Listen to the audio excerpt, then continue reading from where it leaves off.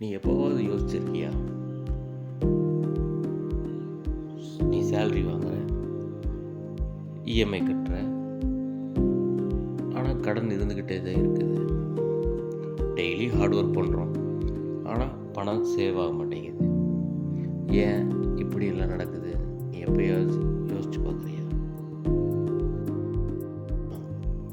ஒரு கம்பெனியில் 2 பேர் ஒர்க் பண்ணுறாங்க. அதில் ஒருத்தன் பேர் சிம்பு, இன்னொரு பேர் ராம். 2 பேர்த்தோட சம்பளமும் 35,000 ரூபாய் மாதம். காலையில் 7 மணிக்கு டியூட்டி, ஆஃபீஸ் போகிறாங்க. லஞ்ச், டீ பிரேக் எல்லாமே ஒன்று தான். ஆனால் சிம்புக்கு கடன் இருந்துக்கிட்டே இருக்குது. அவன் வாங்குகிற சம்பளம் எங்கே போகுதுன்னே தெரியாது. அவனுக்கு எப்பயுமே ஸ்ட்ரெஸ் இருந்துக்கிட்டே இருக்கும். EB bill, EMI, personal loan, saving இல்லாத லைஃப்.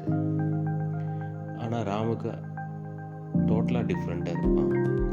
அவனோட செலவுகள் கம்மி. 30,000 சம்பளம், மாதத்தில் 5,000 ரூபா சேவ் பண்ணுற பழக்கம். மாதம் என்ன தவறுனாலும் அந்த ஸ்மால் இன்வெஸ்ட்மெண்ட்டை அவன் மிஸ் பண்ணவே மாட்டான்.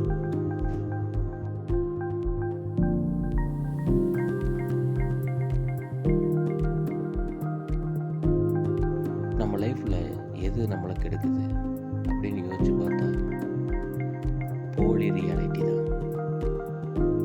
நம்ம அடுத்தவங்க கூட கம்பேர் பண்ணிக்குவோம். அவங்க நல்லா இருக்கிறாங்க, அவங்க நல்ல வண்டி வச்சுருக்காங்க, அவங்க நல்லா ட்ரெஸ்ஸிங் சென்ஸ் பண்ணுறாங்க, அவங்க நல்ல பிராண்ட் போடுறாங்க, அதே மாதிரி நம்ம பண்ணுறோம். பட் நம்ம யோசிக்க மாட்டோம், அதனால் நம்ம கடன்காரன் ஆகிறோமா இல்லையான்னு.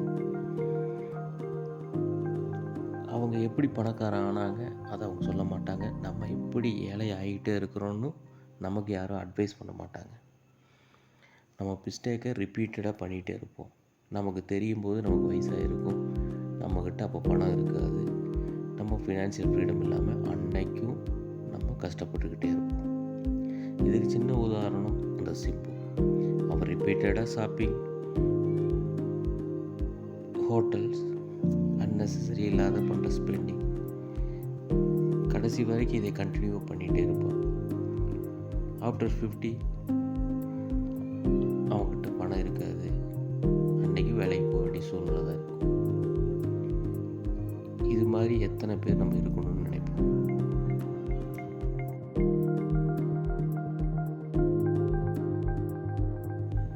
நம்மள எத்தனை பேர் சிம்பு மாதிரியே இருக்கிறோம்?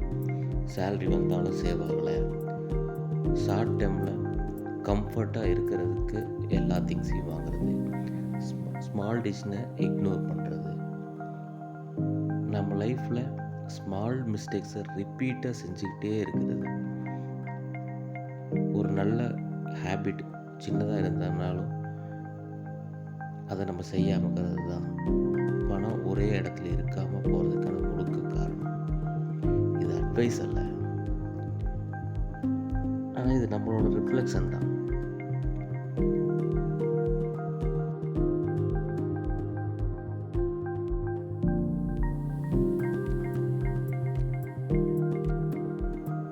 ஒரு நிமிஷம் யோசிச்சு பாருங்கள்.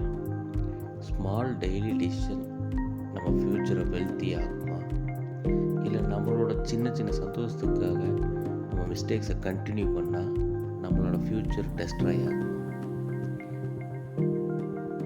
டிசிப்ளினே இல்லாமல், ஸ்மார்ட் மூவ்ஸ் இல்லாமல் நம்ம எத்தனை சேலரி, எவ்வளோ பணம் வச்சுருந்தாலும் நம்மளால் ஃபினான்ஷியல் ஃப்ரீடம் ஆகவே முடியாது. இந்த வீடியோ முடிக்கிறதுக்கு முன்னாடி ஒரே நிமிஷம் நல்லா யோசிச்சு பாருங்கள்.